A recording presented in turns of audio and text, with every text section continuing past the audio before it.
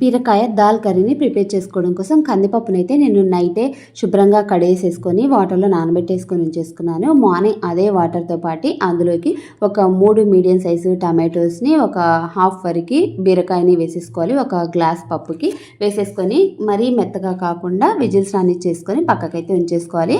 ఇప్పుడు ప్యాన్లో ఆయిల్, ఇక్కడ నేను ఆయిల్ వేస్తున్నాను, నెక్స్ట్ గీ కూడా వేస్తాను. రెండింటిని యూజ్ చేస్తే చాలా బాగుంటుంది, అందుకని ఇక్కడైతే ఆయిల్ వేస్తున్నాను.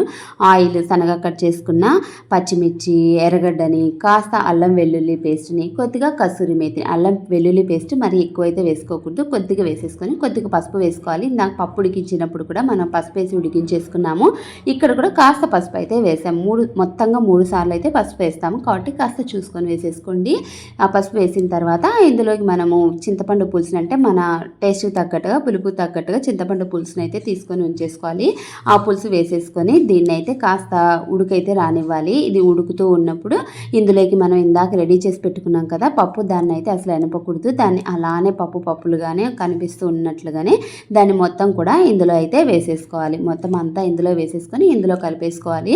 ఇప్పుడు ఇక్కడ మనకు కారము, అంటే ఆల్రెడీ ఇక్కడ పచ్చిమిర్చి అయితే వేసాము, సో కారంని కూడా చూసుకొని అయితే అడ్జస్ట్ చేసుకోండి.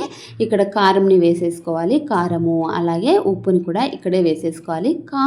కాస్త ధనియాల పొడి, ఒక హాఫ్ స్పూన్ కన్నా కొద్దిగా తక్కువగా ధనియాల పొడిని కూడా ఇక్కడ వేసేసుకోవాలి. వేసుకుంటే చాలా టేస్టీగా ఉంటుంది, ఒక మంచి ఫ్లేవర్గా కూడా ఉంటుంది కర్రీ అన్నది. కొద్దిగా ధనియాల పొడిని, సాల్ట్ని, కారంని మూడింటిని ఇక్కడ యాడ్ చేసేసుకోవాలి.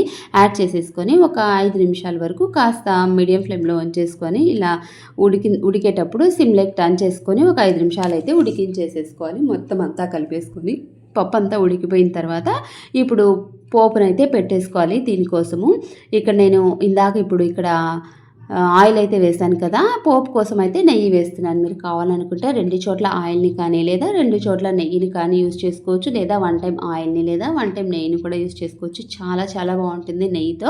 ఇంకా నెయ్యితో యాజ్ యూజువల్గా పోపు వేసుకోవాలి. తెల్లగడ్డని, కరివేపాకుని, ఇక్కడ ఎర్రగడ్డ వేయాల్సిన అవసరం లేదు, ఇందాక వేసుకున్నాం కనుక. కొద్దిగా ఆవాలు, జీలకర్ర, ఎండుమిర్చి, కొద్దిగా ఇంగువ ఫ్లేవర్ చాలా బాగుంటుంది. నచ్చిన వాళ్ళైతే స్కిప్ చేసుకోండి. మళ్ళీ కొద్దిగా పసుపుని వేసుకోవాలి. పసుపుని 3 సార్లు వేసుకుంటాం కనుక కాస్త కొద్దిగా పసుపు వేసుకోండి చూసుకొని. ఇది కాస్త వేగిపోయిన తర్వాత ఇందాక మనం ఉడికించేసుకొని పక్కన పెట్టుకున్నాం కదా, ఆ పప్పులు వేసుకోవటమే. చాలా బాగుంటుంది. రైస్తో తిన్నా, చపాతీ తిన్నా చాలా ఎమ్మీగా ఉంటుంది. Don't forget to like, share.